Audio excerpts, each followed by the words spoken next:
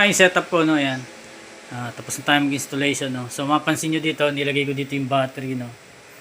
Breaker ng battery dahil medyo mahaba yung wire kapag dito ko nilagay. Then yung battery wire ko ay maiksi lang, kaya dito ko na pinaraanan, no. Ayan. Diyan ko na sila nilagay, yan. Okay. Then simple lang naman yung mga control ko dito, no, yung mga safety devices ko, yan, dalawang breaker na merong DC SPD, then sa AC in. So sa PB1, PB2 to, no.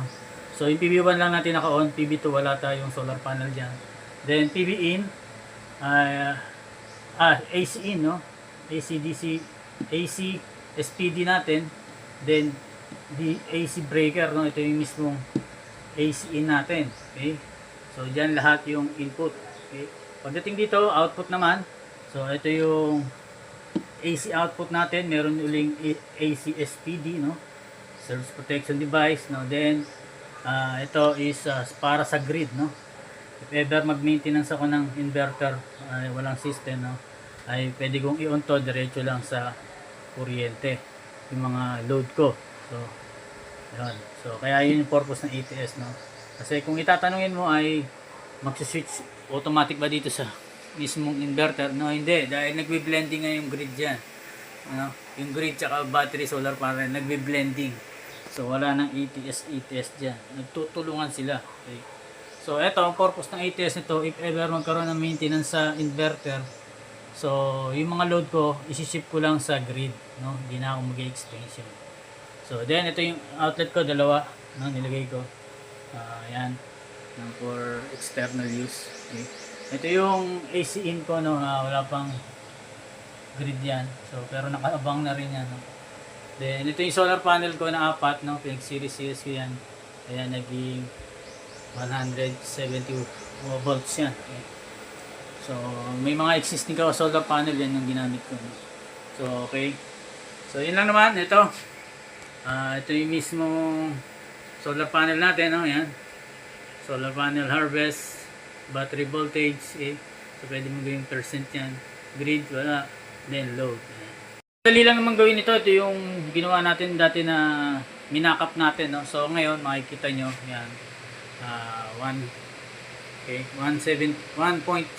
kilowatts, no? Lakas ng harvest natin yun. So apat na solar panel na 600 watts. Okay.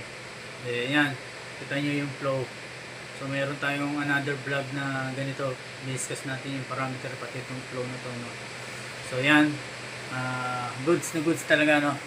So yan yung mismong aparato natin na inassemble, no? So nilagyan ko ng electric fan dahil medyo mainit, no?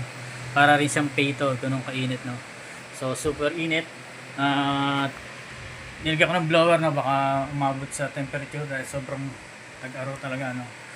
So yan, para mabawasan lang ng konti, no? Kasi malakas naman yung harvest ko, kaya ano ba naman yung maliit na electric mo para medyo mabawasan yung lagnat niya, no?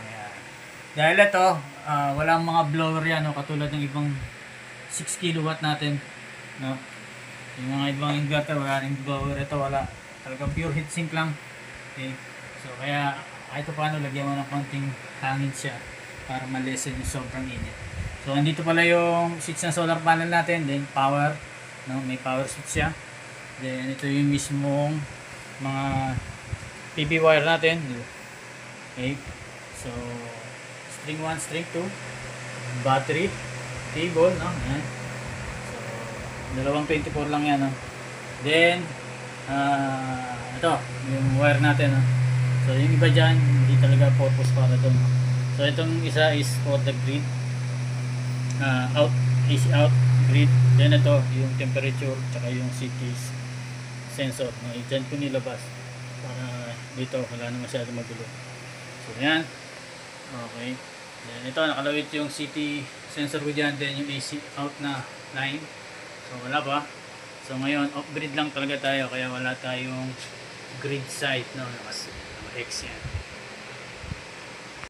So sa wire tray, no, yan, bumili lang ako ng wire tray, 50 by 50 yan, centimeter yung sukat ng wire tray ko. Then may grounding, siyempre nilagyan dyan yung grounding para mukhang standard, no? Lahat ng SPD, DC SPD, AC SPD ay naka-ground yan. Then ito yung mismong specs ng DEA natin, no? Ayan. So 2 string nga yan. And 6 watts, 6,000 watts power, no?